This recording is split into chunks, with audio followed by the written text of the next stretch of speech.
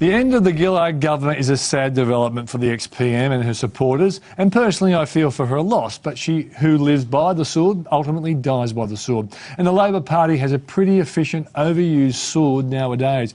In trying to work out why the PM and her government were unpopular and therefore had to go, basically to save some seats, you only had to look at ex-Treasurer Wayne Swan earlier this week. In Parliament he was cheesed off that Australians did not appreciate what he did to save us from recession and high unemployment. And he was so cranky he linked Tony Abbott to an alleged drunken moment in the coalition's leader's life. The simple facts are Swan and Rudd did make some spending decisions to help Australia through the GFC, but after that it was downhill. Apart from underestimating the mining slowdown, he ignored the other negatives of the high dollar, our relatively high wage system, our low productivity, our weak business as well as consumer confidence, the international stock market anxiety until mid-2012, and the high interest rates that only recently had been adjusted to the right levels. Into this, he and the PM introduced a carbon tax that added to costs when businesses was already under enormous pressure. On top of that, he crusaded against billionaires, miners and the big end of town. He and the PM played the game of divisiveness, and in the end it was this that came back to bite them. Today the new Treasurer, the smarter Chris Bowen, told us he's already talked to the business leaders. This is great, but it's late. Too late. But it's better than what we've been doing and copying for the last few years.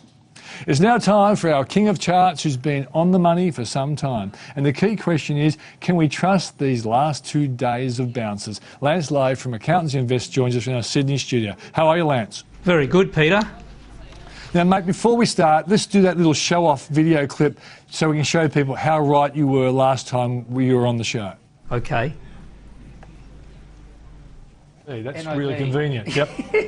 Then by the time you get to now 1660, yeah, it's gone up 25.6% in 6 months' time. Yeah. It's just okay. That's it. I've been talking about that it's been enough, and I think now that we should fall to the S level, which is 4.6% lower. Yeah. Okay, Lance. So tell us what you were explaining at that point in time. Well, Peter, that chart that we saw and what we were just talking about last month was the US S&P 500. And at that time, I was looking for a pullback. So there you can see the chart coming on screen. And it was basically at the peak. Last time we came on, I said it pulled back about 4.6%, and it basically has. Where the S line is, it's fallen to there, and here we are.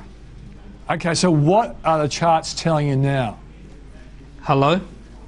So what are the charts telling you right now, Lance? Well, Peter, we've fallen the 4.6%, and you know, I was hoping that the last time I was on, given that the US dollar had strengthened, the Aussie dollar had fallen, you know, I was hoping that things would stabilise, but I don't think that's the story at the moment. I think that we've got further falls to go. I think that if we don't stabilise around here, then we've basically got a fall of 5.6%, and that's marked out on the chart there, and that's 1,548. Okay, so what you're going to be looking at over the next week or two will be stabilisation around these levels. What are the things that our viewers who are watching your program now should look for to indicate that maybe you're wrong, that maybe the worst is over? What will you want to see, Lance? Well, look, that can really be shown on the next few charts. And okay. So this chart here is the gold price. And I wanted to let you and also the viewers see, if you can see in the middle of chart there, there's an N. That actually denotes the November show. And you'll notice that in the November show, you've got the G line above that, and then the B line, which is the bad line, right? We were right in the middle of the G and the B at the time.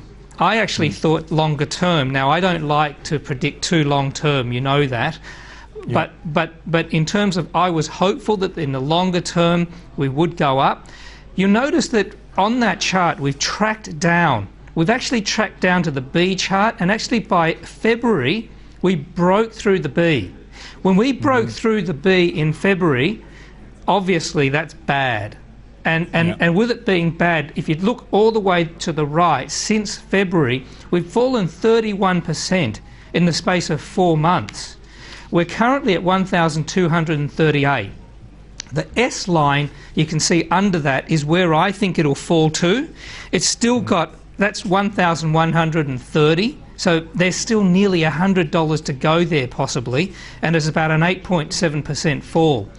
What I need to see in order for the US and the world markets to stop this fall is a stabilisation, and a stabilisation also in the gold price. Okay, so you link the stabilisation of the gold price to what, putting a floor under what might happen on Wall Street?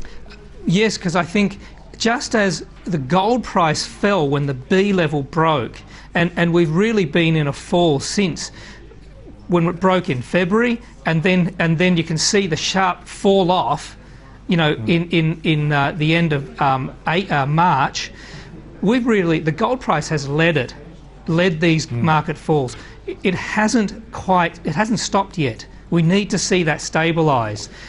Now, Lance, on that subject, and I know you've got a chart for the Shanghai Composite.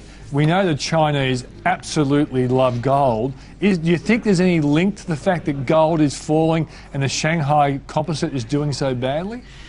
I think the gold price, and obviously the demand for some of these commodities, is linked here. And so I've just noticed the Shanghai Composites come up. So what I wanted to show you, and the viewers there, is that from November all the way up where we can see the N.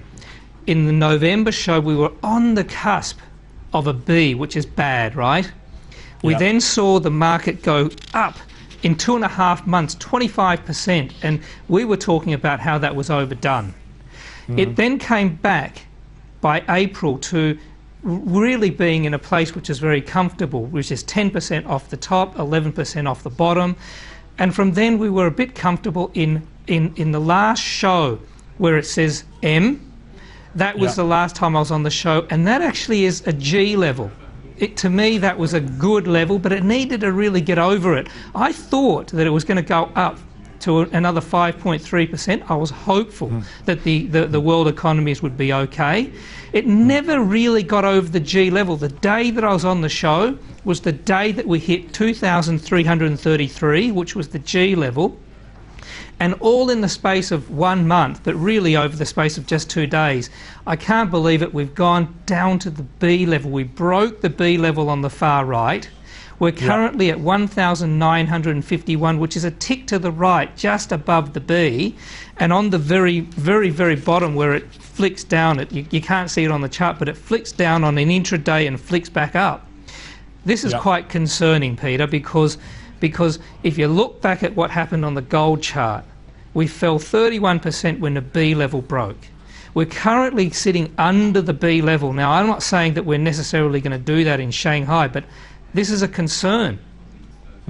So from what you're seeing in Shanghai, you can't see any real reason for you to be optimistic that the worst is over for the Shanghai Composite? Well, it's certainly overdone itself. And the chart at the moment, on a very strict interpretation, is not giving me the comfort levels that I would really like to see. It really needs to stabilise at the moment and get itself quickly above the B. Okay, now let's go to the ASX 200. It's fallen. We've had 2 good days. Lance, are these 2 good days giving you any reason for optimism? Well, the world is very much interlinked and related to each other, Peter. And given the charts that we've just shown, they are the ones that I am watching with some concern. And if I then reflect back to the ASX 200, because our market is very small compared to these other ones, M was the last time I came on the show on the chart there. It had already come off the top.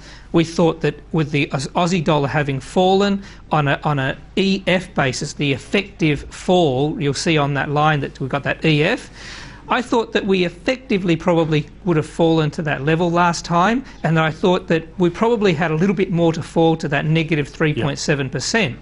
Well, what we've done, what's happened since, is that the the charts, or the market rather, has ignored what is an effective fall for an adjusted fall in the Aussie dollar, and it's actually fallen to that level on the EF of 4777. Okay, we're out of time, Lance. All right. In a word, do you think the market's going to go up or keep being challenged at these levels?